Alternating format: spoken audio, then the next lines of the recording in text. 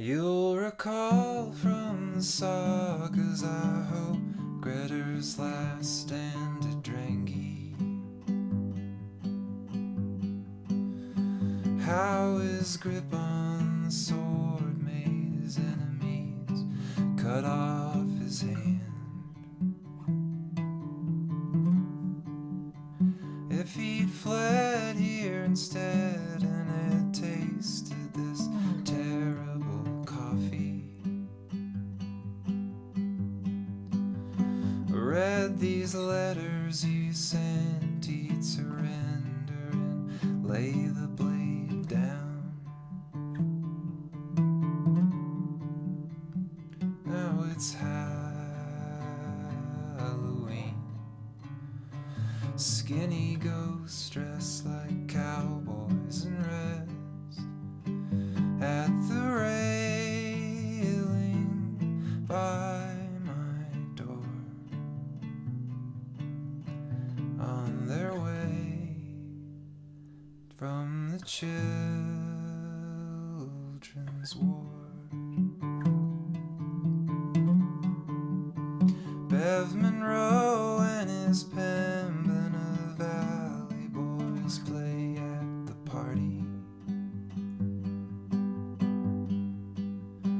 and I practice my English on nurses. Oh, that's a nice name.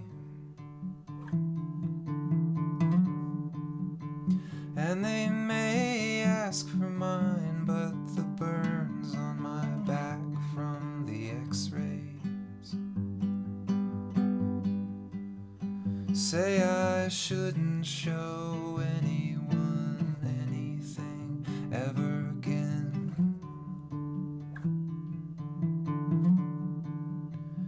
In another year I'll be buried or shivering here, coughing at the gray spittoon,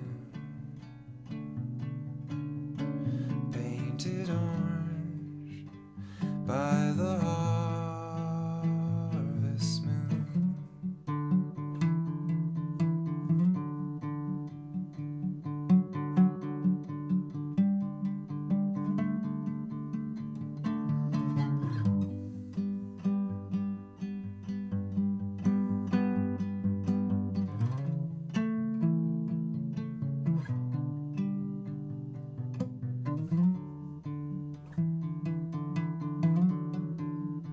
Pack up mother's clothes, drive her down to the new Bethel home, sell the boat to Arneson,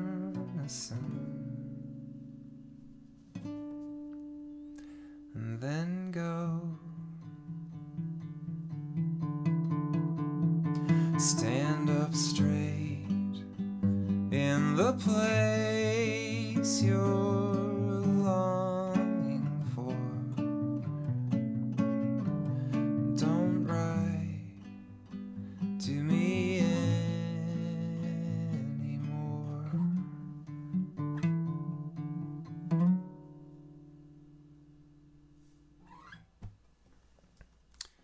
Hello, this is Hunter McDermott with another episode of Guitar Blog. I think we're up to 14. Today is Wednesday, October 23rd, 2019. It's 5:14 p.m. So I was out the last couple of weeks traveling for both work and then just personal, seeing family and good stuff like that, which was nice. So I had said in the... Well, so that song is a tune called Letter in Icelandic from the Ninette San by John K. Samson. I think it's from the perspective of someone in a TB sanatorium, which is very sad. But anyway, I first heard that tune. A friend of mine sent me a cover of it years ago, and I had no idea who it was. I figured it was just his song. I found out it was some... this other guy who writes beautiful songs from a band called the Weaker Thans, and then now he's done some records under his own name. And that popped into my head today, and I realized I didn't know it, and I wanted to. It's beautiful. I love the lyrics are interesting, right? They're not they don't even make sense when you first hear it, because he's referring to like folklore and local stuff in Canada and stuff like that, stuff that I'm not familiar with. So I had to look up some of that stuff for the words, but anyway, it's beautiful. Check it out, John K. Samson. So I had mentioned the last video that I was starting to focus on jazz blues stuff, and was interested in picking up the Jazz Blues Accelerator course from LearnJazzStandards.com. And I did, so I have picked that up now. It's only been a couple of days. I've only been back home and working on stuff for a couple of days, so I haven't made a ton of progress on it, but I've decided... So he gives you a handful of tunes that are kind of worked out as a good starting point. So the first step is learn a jazz blues head. But he says you can pick one that you want to learn. Doesn't have to be the one that he suggests. So I looked around for some other popular blueses, which would have fallen into the same kind of interesting song form with all the different chord changes that I know he's going to cover. And I decided to do Au Prévave, which is a Charlie Parker tune. So it's in F, but one cool thing right off the bat is because I picked a song that he hadn't recommended, I had to transpose it into C. He wanted me to start with C, so that's what I'm going to do. So it's originally in F, and I've moved it to C, so it's something like...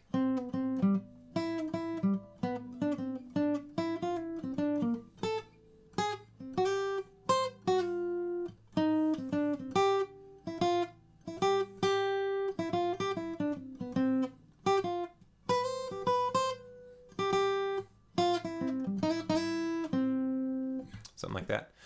So that was cool, and it was my first foray into learning a jazz head at by ear. I've done tons of, like, I transcribed the tune that I played earlier. I've transcribed tons of stuff, so that's not a new thing for me necessarily, but Brent's thing at Learn Jazz Standards is learn everything, as much stuff by ear as you can. So I am going to try to do that. So I did write down the intervals, so I figured it out in its original key, and then I wrote down the intervals. I didn't notate it, and then I used that to learn it in C, which came pretty quick. And so the whole idea, I think, the overall concept is, so it's kind of like I was mentioning however many weeks ago when I was talking about like the P90X thing, or workout programs maybe in general, is a lot of exercises work the same muscle groups, or they work a few, and then this one works a few, but there's a lot of overlap or whatever. So I think a good fitness instructor has lots of options for you. And I know this from teaching guitar too. You have to, sort of trick people into working on stuff a lot that might be repetitious or dull to them. But you have to come up with lots of different ways to present the same information. One of those reasons when you're teaching is so that you can reach people, because not everybody learns or picks up on the things that are the same as everybody else. So having lots of different ways to explain it is good. But from an exercise physical standpoint, getting people to do lots of different things that seem different but are actually working on the same type of thing is great. So that's kind of the idea here, is you're going to learn this head, then you're going to learn it in a different key, and then another key, and another key, and each time you do it, it gets easier to do that, and you're just cementing it in your brain even more. So that's the whole thing he's got with like 12 keys approach. So learn something, learn it again, learn it again, learn it again, learn it again. So it feels kind of different each time because you're doing it in a different key, but you're learning the same melody, and you're just translating it, or the same lick, or the same song form, or whatever. And by doing that, going through that process, you've got lots of material to work on, and it all builds on itself and just further cements whatever it is that thing is in your mind and under your fingers. So that's cool. So that's the first thing, was learning the head in the original key, then transposing it, and kind of getting started at C. We'll go back to F eventually. Uh, and then he's got some stuff about like chord tone mapping and guide tones and stuff, kind of working through the chord progression, the jazz blues chord progression, uh, outlining the chord. I think he gets more into actually like soloing using arpeggios and outlining chord tones and stuff later, but just to get you familiar with the important notes that are fitting against the chords there. And then there's an etude, which I need to start learning probably later today. And again, he's got the music for that written out for you, but he suggests to take a recording. There's a recording of it, and just listen to it and transcribe it. So that'll be cool. I think it's all good stuff. So that's where I am with that stuff. One thing I got to remember to do that I'm not doing enough of. So I've been continuing to work on my reading. I'm making that kind of like a good warm up. So I'm just slowly kind of plowing through that stuff, which is getting better and better. And it's actually helped when working on, learning and reading the stuff from this course, because it's all in standard notation. But one thing I need to do way more of is improvise. So it's been a couple weeks and I didn't play a whole lot while I was out of town. So it stands to reason that I would be a little rusty, but I went to my local jam last night and it just went badly again. And I just need to spend more time like throwing a tune in front of myself that I don't know, looking at the chords and taking, quickly being able to go through and say, all right, I can play this scale over these 3 bars, and then I need to do something special here, or there's a chord tone in each of these chords that's moving in some sort of way, and being able to identify those things. It seems like that's what these other players, mostly sax players, are able to do.